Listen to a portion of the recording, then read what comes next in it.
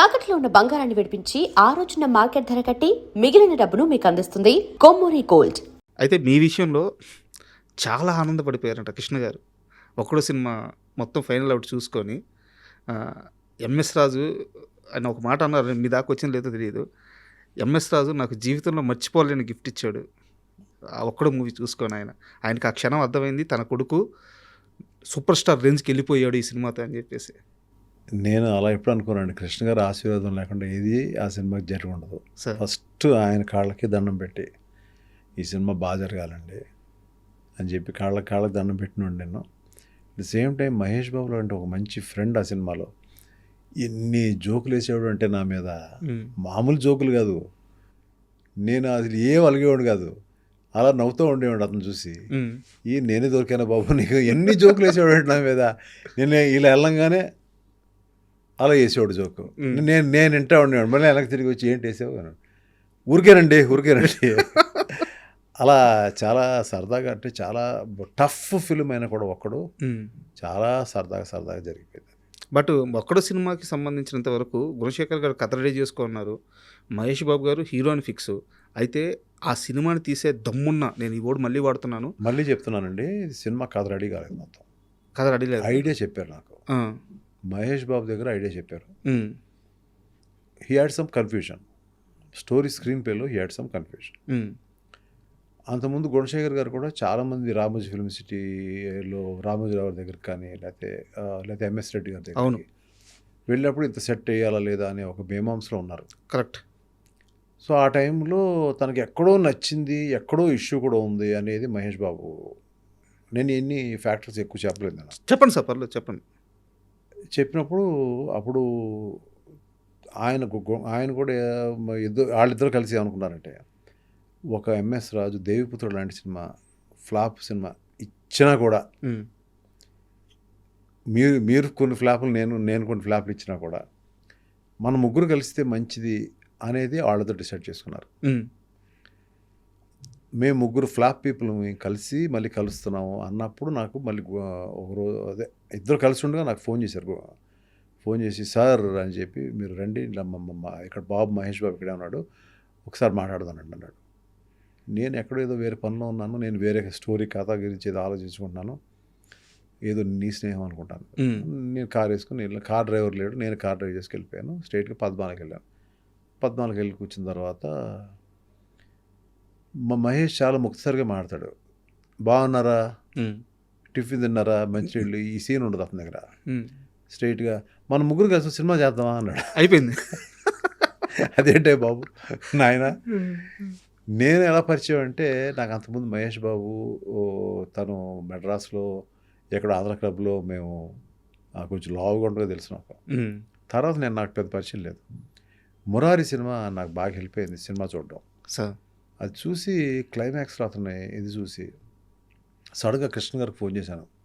ఈ ఇన్సిడెంట్ జరగకముందు ఇప్పుడు చేసి నేను వస్తానని చెప్పండి అని చెప్తే కృష్ణ గారు రమ్మన్నారు. వచ్చిన తర్వాత భలే నచ్చాడండి మీ అబ్బాయి, మురారిలో ఏం చేశాడు. రాజ్ కుమార్ చూశాను, ఓకే ఒక మంచి మెటీరియల్, యాక్టర్గా మంచి యాక్టర్ అండి, నేను ఎప్పటికైనా సినిమా చేద్దాం అని అప్పటి నుంచి అనుకుంటున్నాను నేను. ఓకే.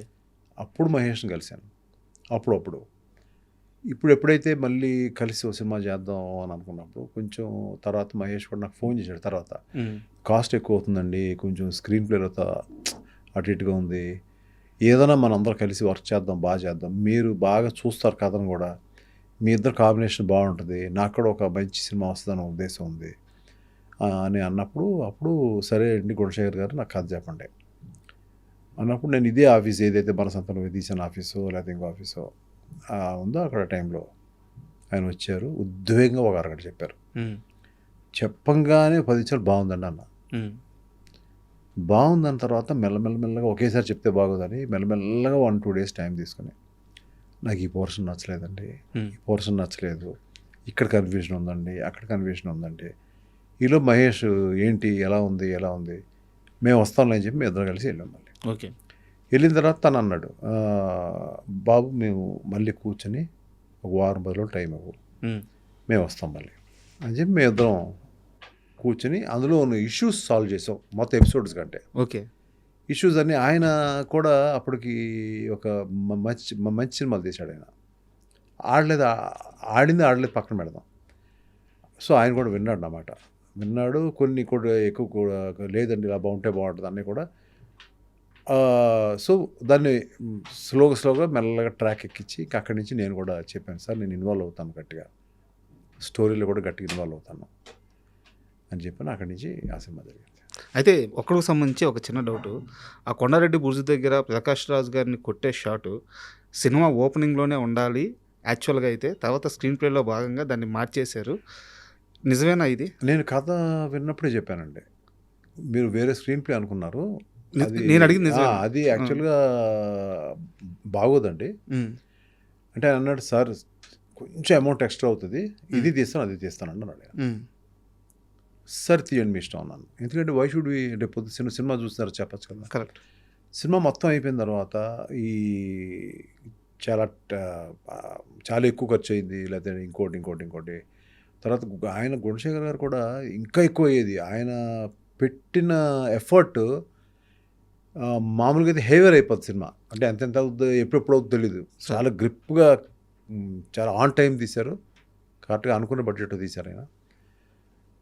దాని తర్వాత మళ్ళీ రష్ చూపించినప్పుడు నేను స్ట్రైట్గా చెప్పేశాను, సార్ అప్పుడు నేను చెప్తానో అదే మాటకి స్టిక్ అనే ఉంటున్నాను, నేను వర్కౌట్ అవుతుంది సార్ ఇది ఇంటర్నేషనల్ సినిమా సార్, అలా కాదు సార్ ఇలా కాదు సార్ అంటే, తర్వాత ఓ పని చేయండి సార్, మీకు నాకు ఇష్టలు మన పరుచూరు బ్రదర్స్ వాళ్ళు పెట్టి కూర్చోబెడదాం.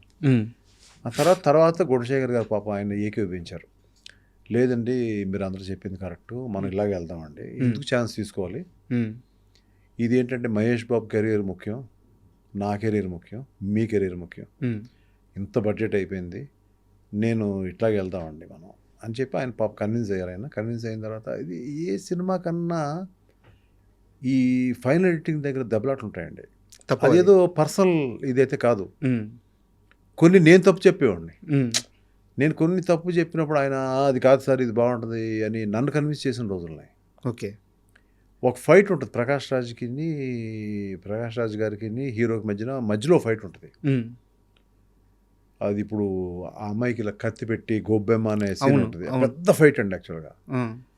నేను చెప్పాను, సార్ గుణ గారు ఇది కరెక్ట్ కాదు గుణ, క్లైమాక్స్లోనే ఫైట్ ఉండాలి ఇద్దరికి, మధ్యలో ఫైట్ అయిపోయింది సినిమా. నేను ఇలా ప్లాన్ చేశాను సార్ అలా ప్లాన్ చేశాను అన్నాడు, కానీ ఆయన ఆలోచించాడు, మెల్లగా ఆయన కూడా ఆలోచించాడు, ఎందుకు చెప్తున్నాడు ఇన్నిసార్లు ఎందుకు చెప్తున్నాడు అని చెప్పి ఆలోచించుకొచ్చి చెప్పారు, లేదు సార్ మీరు కరెక్టే అని చెప్పి వెంటనే పరుసు రెడ్డి పిలిపించి నేను ఒక సీన్ చెప్తాను సార్, ఆయనే చెప్పాడు సార్, నేను చెప్పలేదు. మనం we should able to inspire one maker sir. First బాగుంది బాగాలేదు చర్చ అంతే కదా, నేను కూడా బాగుంది బాగాలేదు అనేది ఎవరన్నా చెప్తాను కదా నాకు కూడా. అప్పుడు ఆ రోజు ఆయన కత్తిలో పెడతాడండి హీరో, ఆ అమ్మాయి అంటే పడి చచ్చిపోతున్నాడు, వద్దు చంపొద్దు అంటే అలాగే ఎస్కేప్ అయ్యాడని చెప్పాడు ఆయన. క్లాప్స్ కొట్టానండి. అంత పెద్ద ఫైట్ అవసరం లేదు ఇంకా. నేను వెంటనే ఇలా చెప్పాను, సార్ ఎక్స్ట్రాడినరీగా ఉంది సార్ అని. అంత మదనలోంచి వచ్చిన సినిమా అండి అది. ఇందులో ఆయన చెప్పారా నేను కాదన్నానా ఇవన్నీ కాదండి, ఫైనల్గా మూవీ అండి, ఫైనల్ మూవీ కోసమే పోరాడుతూ ఉండే.